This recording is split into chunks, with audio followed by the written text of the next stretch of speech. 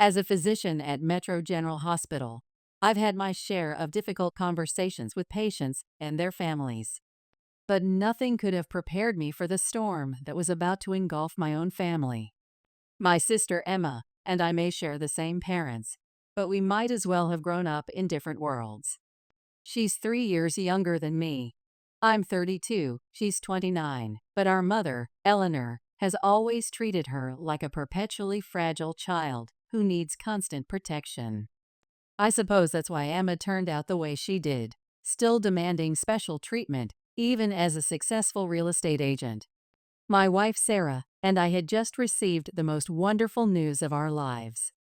After 2 years of marriage and 5 years together, surviving residency, long hospital shifts, and everything else life threw at us, we were expecting our first child.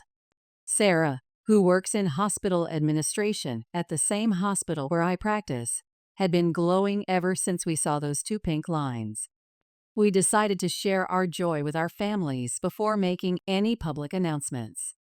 Sarah's family was overjoyed, exactly as we'd expected. But my family? Well, that's where things got complicated. When we shared the news over a video call, my father Robert, who runs his own construction company, offered genuine congratulations. But I couldn't help noticing my mother's subtle shift in expression, something Sarah picked up on too, though we didn't discuss it until later. My mother, a retired teacher who prides herself on always knowing what's best for her children, offered congratulations that felt hollow, her eyes occasionally darting off screen to where I assumed Emma might be hovering nearby. I should have known then that this was just the calm before the storm. Later that evening, I was reviewing patient charts in my office when my phone started buzzing with WhatsApp notifications from my mother. The timestamp showed 9:47 p.m., typical of her to choose a time when she knew I'd be finishing my evening rounds. The first message seemed innocent enough. "Michael, honey, can we talk about your announcement today?" Before I could even respond, more messages flooded in. "I've been thinking about the timing of all this. You and Sarah both have such demanding careers at the hospital. Have you really considered the financial implications? Especially with your student loans? I'm just concerned about what's best for everyone." I set down my stethoscope and stared at the screen, watching as more messages appeared, each one making my stomach tighten. Emma was really upset after the call. You know, she and James have been trying for over a year now. The fertility treatments are taking such a toll on her. Maybe this isn't the best time for a baby in the family. As a doctor, I deal with life-altering conversations daily. But reading these messages from my own mother made my hands shake. I took a deep breath, the same way I do before delivering difficult news to patients, and typed, "Mom, Sarah, and I have planned for this. We're financially stable, and the hospital has excellent parental leave policies."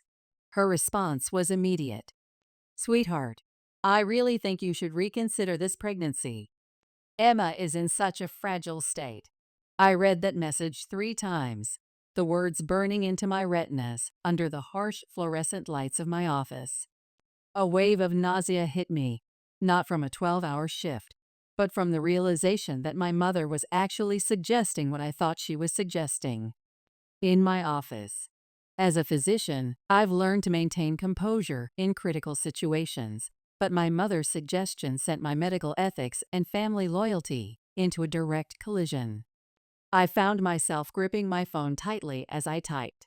"Let me be absolutely clear.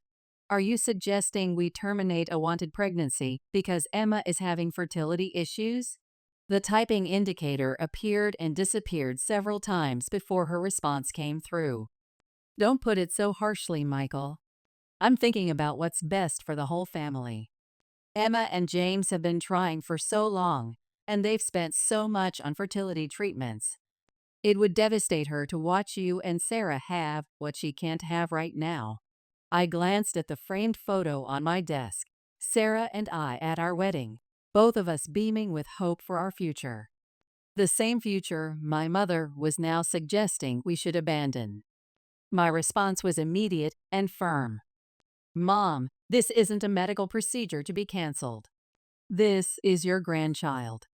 Sarah and I are having this baby, and Emma's fertility struggles, while tragic, have nothing to do with our decision.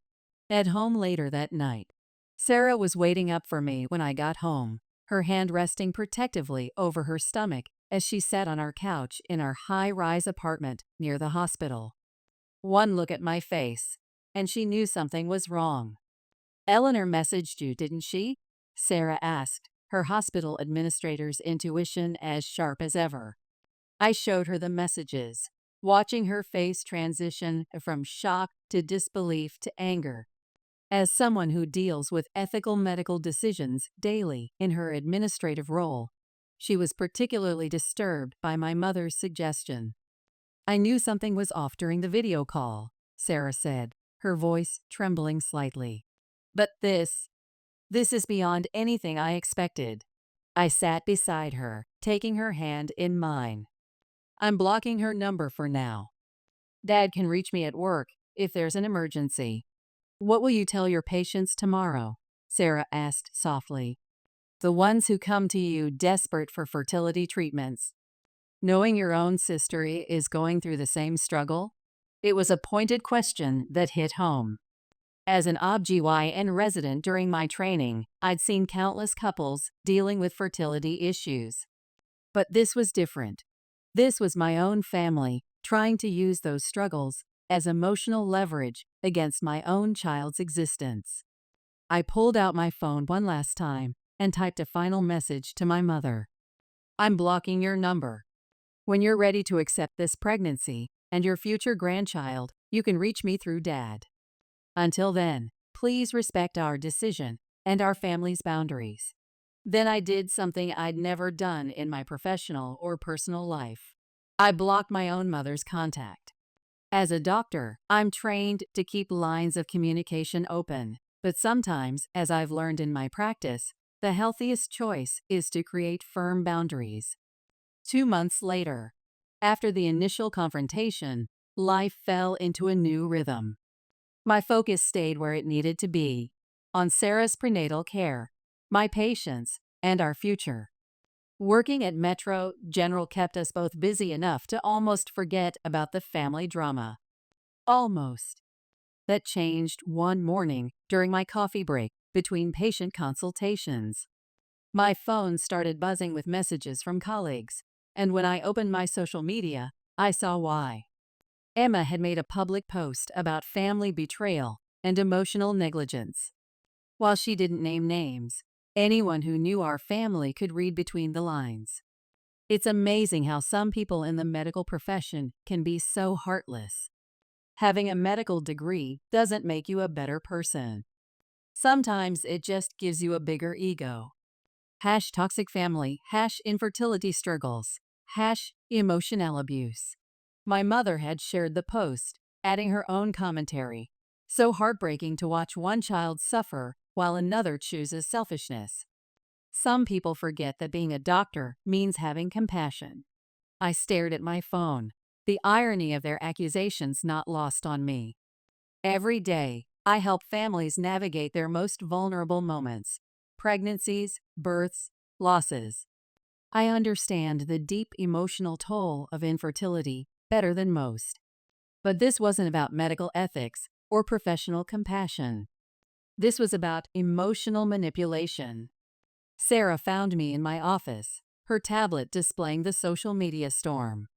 As a hospital administrator, she was concerned about the professional implications. "Michael, they're trying to make this about your medical practice. We need to respond." She was right. After years of building trust with my patients, I couldn't let these allegations stand. After consulting with Sarah, I composed a single, factual post. "As a physician, I understand the pain of infertility. I treat patients dealing with these challenges every day. But I also understand the joy of pregnancy and the sanctity of that choice. Recent social media posts have attempted to shame my wife and me for our pregnancy while dealing with a family member's infertility struggles. This included a suggestion from a family member that we terminate our wanted pregnancy. As both a doctor and a future father, I cannot and will not apologize for choosing to embrace our child's life. To my patients, my commitment to your care remains unchanged, whether you're struggling with infertility or celebrating a pregnancy. Every story deserves respect. I attached screenshots of my mother's WhatsApp messages, carefully redacted to protect privacy, but clear enough to show the truth. It felt strange, using such a public forum for family matters, but they had forced my hand. Within hours, the response was overwhelming. Colleagues, patients, and even old medical school friends reached out with messages of support. Several fertility specialists from our hospital commented, praising the balanced response. But most surprisingly, James, Emma's husband, sent me a private message. I had no idea about the termination suggestion. This isn't what I want. None of this is. 1 week after the social media incident, during my morning rounds, I received an unexpected call from my father. As the CEO of Wright Construction, he rarely called during business hours unless it was serious. "Michael, I need you to know what's happening." His voice was heavy with exhaustion. "Emma and James are divorcing.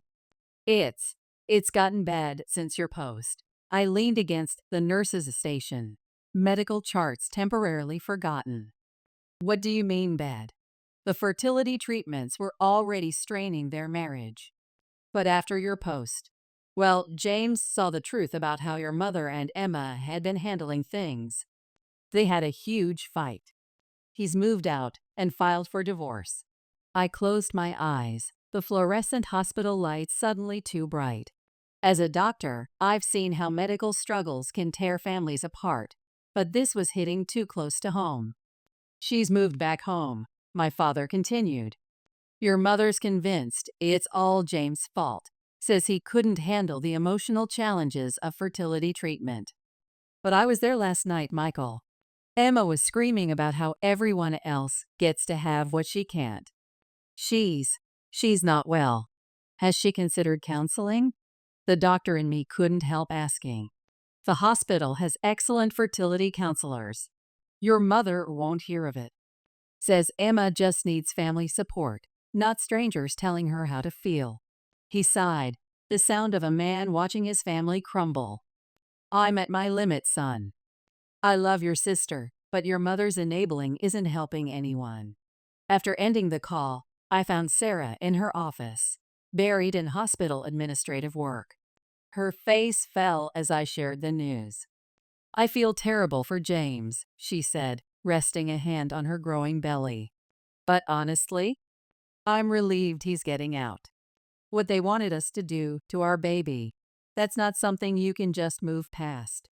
I nodded, thinking about my patients who struggle with infertility.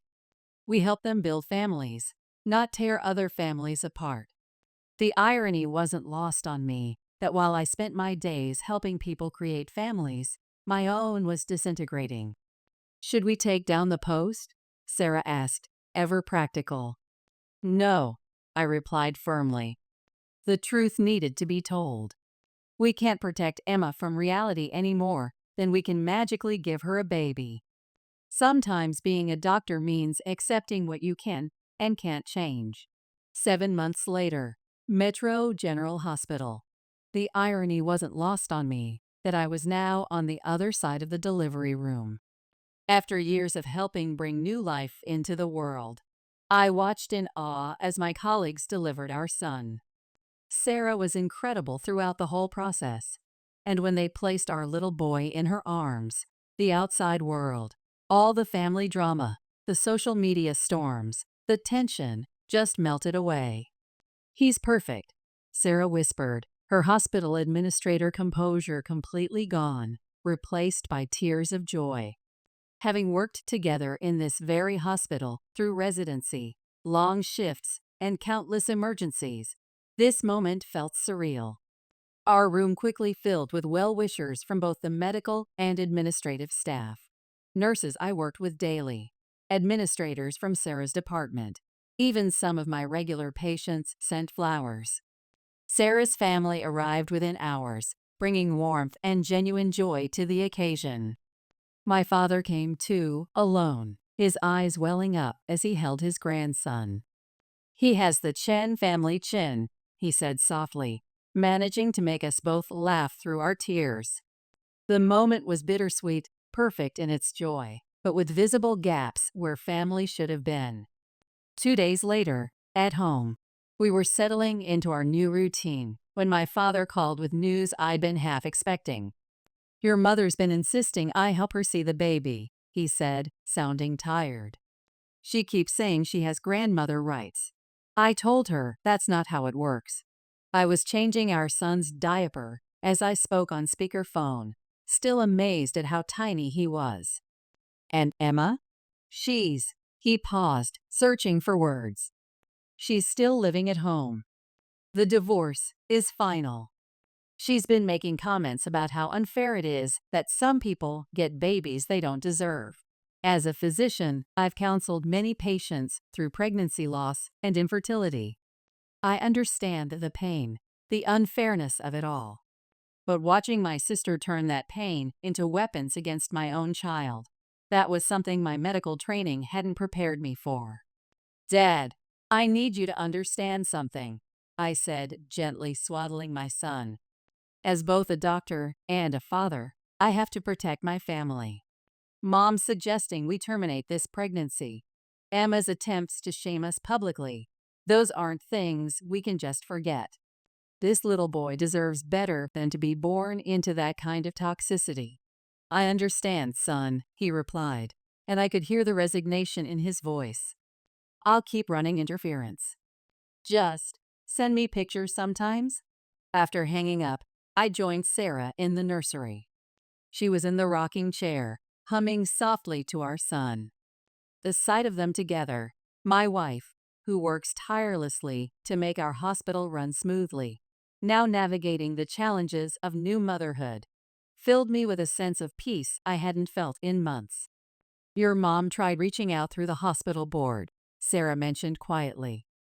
I had to remind HR about our personal contact restrictions. I nodded, unsurprised. In medicine, we learn that sometimes healing can only begin once you've removed yourself from a toxic situation. It's true for patients, and it's true for families too. Looking down at our son, peaceful in his mother's arms, I knew we'd made the right choice. As a doctor, I've learned that life is precious and sometimes unfair. As a son and brother, I've learned that family isn't just about blood. And as a father, I'm learning that protecting your child sometimes means making difficult choices about who gets to be part of their story.